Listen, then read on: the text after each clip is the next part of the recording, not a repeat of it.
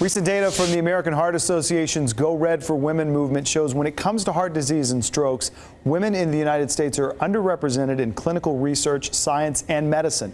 As a result, far less is known about heart disease effects on women than men. American Heart Association volunteer medical expert Dr. Stacey Rosen and Emmy award-winning actress Susan Lucci, who's national ambassador for the American Heart Association's Go Red for Women movement, both join us this morning to talk more about this. Good morning to both of you. Love you. Good morning. Good morning, Dave. We know what an issue and what a health crisis heart disease can be for everyone in the population, but in recent years we've learned so much more about how much it affects women, and yet we're still not taking these steps to learn more about the ways it affects women. Absolutely. You know, as a longtime volunteer for the American Heart Association, we know that 51% of the American population is female. But when we look at the last 10 years of research done to study heart disease, less than 40% of the participants in research trials are females.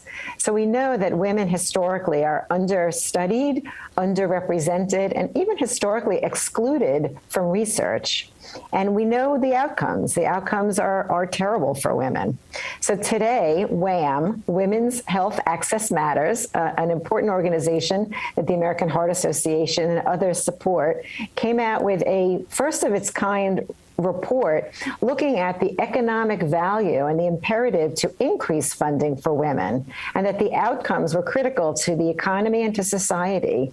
If we increase the amount of funding, which is way too low for women in heart disease, we have extraordinary impact on women's ability to live longer, live healthier lives longer, and even stay in the workforce. So the financial return on this investment is extraordinary. And it's a really unique and interesting way to learn about how important it is to increase research funding for women and heart disease. It seems like we see this so many times, Susan, something like this. It's the right thing to do, but it also has an economic and overall benefit for everybody if we put some money in this.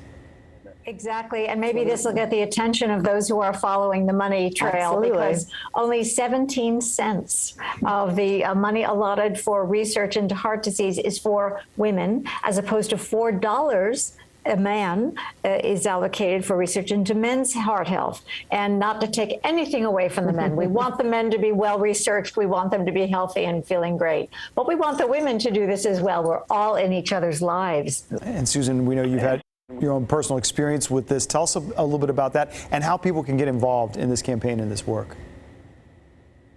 That, Dave, yes, 3 years ago, almost to the day, I had a heart incident of my own.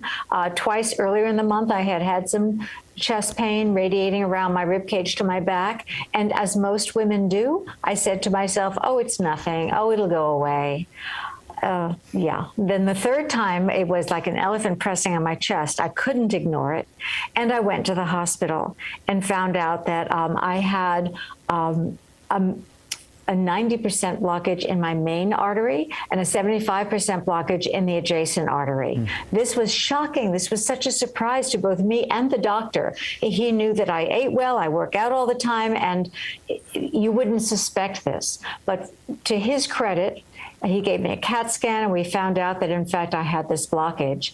My takeaway from this, I almost didn't go to the hospital at all, even with the elephant pressing on my chest. I kept telling myself, oh, it'll go away, it's nothing. And besides, it was my day off. I had too much to do. So my takeaway really is to urge women to put yourselves on your to-do list. And if your body is showing symptoms that are not normal for you, put yourself way at the top of your to-do list. I was told if I had not gone to the hospital, that I probably would have suffered what they call the widowmaker, which is a fatal heart attack. Had I been home, this happened in the middle of the afternoon, had I been home alone, I probably would have thought, oh, I just need to lay down. So put yourself on your to-do list, listen to your body, know your own personal risks, your family history. These are all important aspects of how we can help ourselves. Wonderful. Well, I appreciate the information so much and that word of advice. Susan Lucci and Dr. Stacey Rosen, thank you so much to both of you. Good luck with the campaign. Thank you so much. Thanks for having us.